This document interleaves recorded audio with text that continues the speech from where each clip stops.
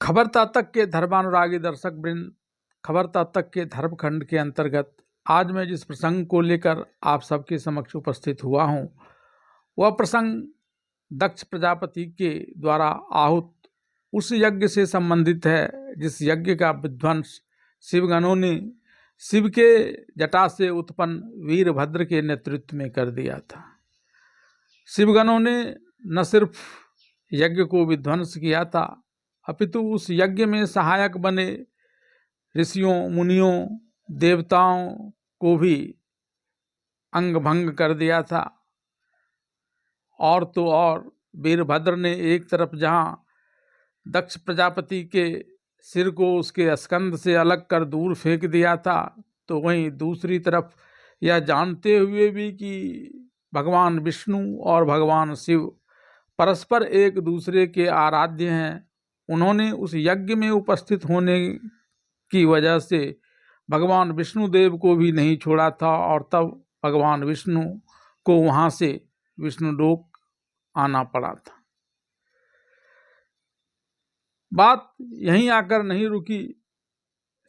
अपने गणों के द्वारा यज्ञ विध्वंस के पश्चात खुद भगवान शिव शंकर माता सती के वियोग में वहाँ आकर माता सती के शव को अपने बाहों में लेकर तांडव नृत्य करने लगे और उनके इस उन्मत्त व्यवहार से उस ब्रह्मांड के सकल चराचर पर संकट के बादल मंडराने लगे, जिसका निर्माण ब्रह्मदेव ने उन्हीं के आज्ञा के अनुसार किया था।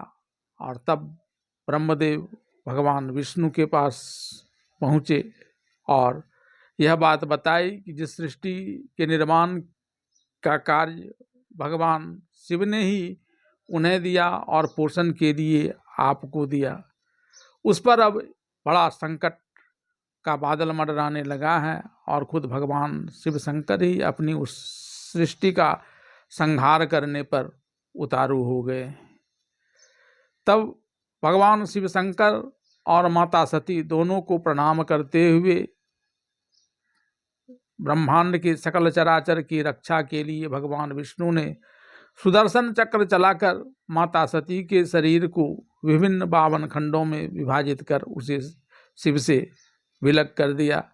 जहाँ जहाँ भी माता सती के शरीर के ये अंग गिरे वहाँ शक्ति स्थल का निर्माण हो गया और माता सती वहाँ भक्तों की मनोकामना पूर्ण करने लगी।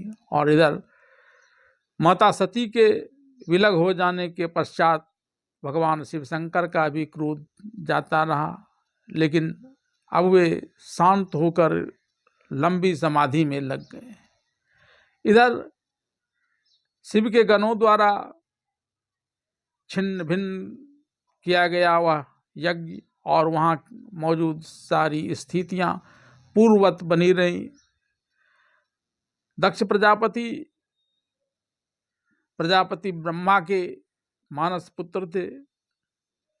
इस निमित्त भगवान ब्रह्मदेव भगवान विष्णुदेव के पास आए। अब आज के प्रसंग में आगे चर्चा कि आखिर जिस यज्ञ के यज्ञ पुरुष भगवान विष्णु थे, जिसके ब्रह्मा के मानस पुत्र दक्ष प्रजापति ने आहुत किया था, उस यज्ञ का आखिर में हुआ क्या। शिव पुराण के अनुसार ब्रह्मदेव के मानस पुत्र नारद ने एक बार उनसे यह प्रश्न किया कि वीरभद्र की अगुवाई में शिवगणों के द्वारा विध्वंस किए गए दक्ष प्रजापति के उस यज्ञ का क्या हुआ जिसके यज्ञ पुरुष स्वयं भगवान विष्णु थे।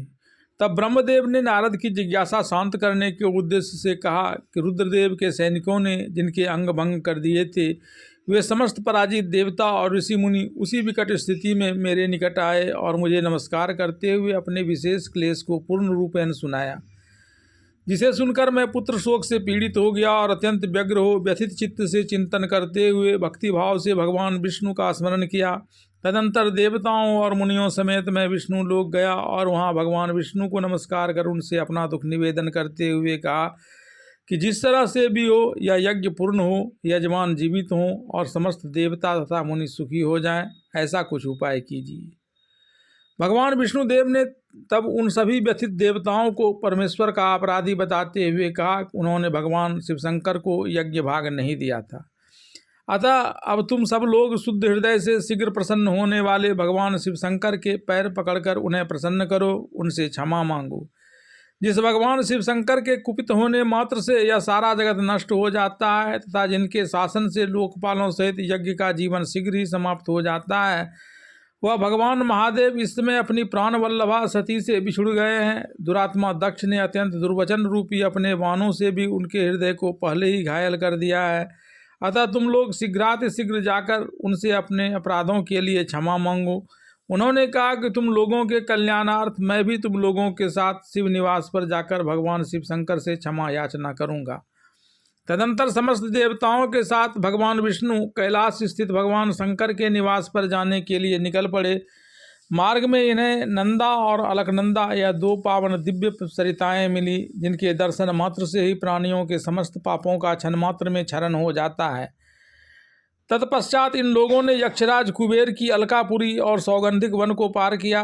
तब इन्हें थोड़ी ही दूर पर शंकर जी वटवृक्ष के नीचे समाधि लगाए बैठे दिखाई पड़े। इस समय वे अपना बायां चरण अपनी दाईं टांग पर और बायां हाथ बाएं घुटने पर रख कलाई में रुद्राक्ष की माला डाल सुंदर तर्क मुद्रा में विराजमान थे। इस रूप में भगवान शिवशंकर का दर्शन करके उस समय विष्णु आदि सब देवताओं ने दोनों हाथ जोड़ मस्तक झुकाकर तुरंत उनके चरणों में प्रणाम किया। भगवान विष्णु को यहाँ आया देख सत्पुरुषों के लिए आश्रयदाता भगवान शिवशंकर उठकर खड़े हो गए और सर झुकाकर उन्हें भी प्रणाम करते हुए यहाँ आने का प्रयोजन जानना चाहा। तब भगवान विष्णु के निर्देशानुसार देवताओं ने भगवान शंकर की अत्यंत विनय के साथ स्तुति करते हुए कहा कि आप पर यानी उत्कृष्ट परमेश्वर तथा परात्पर और परापरत्पर हैं। आप सर्वव्यापी विश्वमूर्ति महेश्वर को नमस्कार है। आप ही सबके आदि कारण करुणामयी ईश्वर हैं। आपके भय से यह वायु चलती है, आपके भय से अग्नि जलाने का काम करती है, आपके भय से सूर्य तप्त है और आपके ही भय से मृत्यु सब तरफ दौड़ती फिरती है। हे दया सिंधु महेश, आप हम पर प्रसन्न होइए। हम नष्ट और अचेत हो रहे हैं, अतः आप हमारी वैसे ही रक्षा कीजिए जैसी की रक्षा आप हमारे पूर्व में करते आए हैं। देवताओं की प्रार्थना पर परमेश्वर शिव प्रसन्न हो गए और देवताओं को आश्वासन देकर हंसकर उन परम अनुग्रह करते हुए कहा, सर्वश्रेष्ठ ब्रह्मा और विष्णुदेव, आप दोनों सावधान होकर मेरी बातें सुने। मैं सच कहता हूँ कि दक्ष के यज्ञ का विध्वंस मैंने नहीं किया है। दक्ष स्वयं ही दूसरों से द्वेष करते हैं और दूसरों के प्रति जैसा व्यवहार किया जाएगा वह अपने के लिए ही फलित होगा। अतः ऐसा काम नहीं करना चाहिए जो दूसरों को कष्ट देने वाला हो। दक्ष का मस्तक जल गया है, इसलिए इसके सिर के स्थान पर बकरे का सर जोड़ दिया जाए। भग देवता मित्र देवता की आंखों से अपने यज्ञ भाग को देखें। उषा नामक देवता जिनके दांत टूट गए हैं, यजमानों के दांतों से भली भांति पीसे गए यज्ञ का भाग ग्रहण करें। मेरा विरोध करने वाले भृगु की दाढ़ी के स्थान पर बकरे की दाढ़ी लगा दी जाए। वे सभी देवता जिन्होंने मुझे यज्ञ भाग के रूप में यज्ञ की अवशिष्ट वस्तु दी है, उनके सारे अंग पहले की भांति ठीक हो जाएं। यज्ञ में जिसकी भुजाएं टूट गई है वह अश्विनी कुमार की भुजाओं और जिनके हाथ नष्ट हो गए हैं वह पूषा के हाथों से अपना काम चलाएं। यह बात मैं आप लोगों के प्रेम बस कर रहा हूँ। ब्रह्मदेव कहते हैं कि नारद, ऐसा कहकर वेद का अनुसरण करने वाले सुर सम्राट चराचर पति दयालु परमेश्वर महादेव जी चुप हो गए। भगवान शंकर का यह भाषण सुनकर श्री विष्णु और ब्रह्मा सहित संपूर्ण देवता संतुष्ट हो तत्काल उन्हें साधुवाद देने लगे। तदंतर भगवान शंभु को आमंत्रित करके मुझ ब्रह्मा और देवर्षियों के साथ श्री विष्णु अत्यंत हर्षपूर्वक पुनः दक्ष यज्ञशाला की ओर चले। इस प्रकार उनकी प्रार्थना से भगवान शंभु विष्णु आदि देवताओं के साथ कनखल में स्थित प्रजापति दक्ष की यज्ञशाला में पधारे। उस समय स्वयं रुद्रदेव ने यहाँ यज्ञ का और विशेषकर देवताओं द्वारा ऋषियों का जो वीरभद्र द्वारा विध्वंस किया गया था उसे देखा। स्वाहा स्वधा पूषा धृति आदि समस्त ऋषि और याज्ञनिक यक्ष गंधर्व और राक्षस वहाँ पड़े हुए थे। उनमें से कुछ लोगों के अंग तोड़ डाले गए थे, कुछ लोगों के बाल नोच दिए गए थे और कितने ही उस समरांगन में अपने प्राणों से हाथ धो बैठे थे। उस यज्ञ की इस दुरावस्था को देखकर भगवान शंकर ने अपने गणनायक महापराक्रमी वीरभद्र को बुलाकर हंसते हुए कहा कि हे महाबाहो वीरभद्र, यह तुमने क्या किया? तुमने थोड़ी ही देर में देवता ऋषि आदि को बड़ा भारी दंड दे दिया, जिसने ऐसा द्रोहपूर्ण कार्य किया था।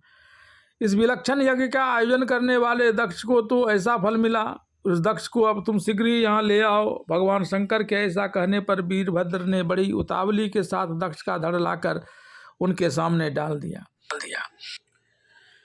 दक्ष के धड़ को सर रहित देख लोक कल्याणकारी भगवान शंकर ने आगे खड़े वीरभद्र से हंसकर पूछा कि दक्ष का सर कहाँ है?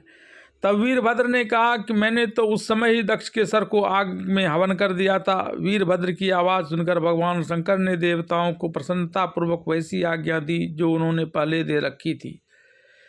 तदुपरांत शंभु के आदेश से प्रजापति दक्ष के धड़ के साथ यज्ञ पशु बकरे का सर जोड़ दिया गया। उस बकरे के सर के जोड़े जाते ही शंभु की शुभ्र दृष्टि पड़ने से दक्ष प्रजापति के शरीर में प्राण आ गए और वह तत्काल सोकर जगे हुए पुरुष की भांति उठकर खड़े हो गए। उठते ही उन्होंने अपने सामने करुणा कर भगवान शंकर को देखा।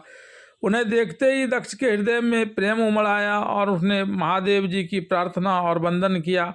फिर अपनी पुत्री का स्मरण कर व्याकुल हो गए। उन्होंने भगवान शिव शंकर से कहा कि मैंने आपसे द्रोह किया, लेकिन फिर भी आप हमारे ऊपर उदार हैं। तदंतर भगवान शिव शंकर के आदेश पर दक्ष ने अपने उस अधूरे यज्ञ को पूरा किया और शिव को भी उनका पूर्ण भाग दिया।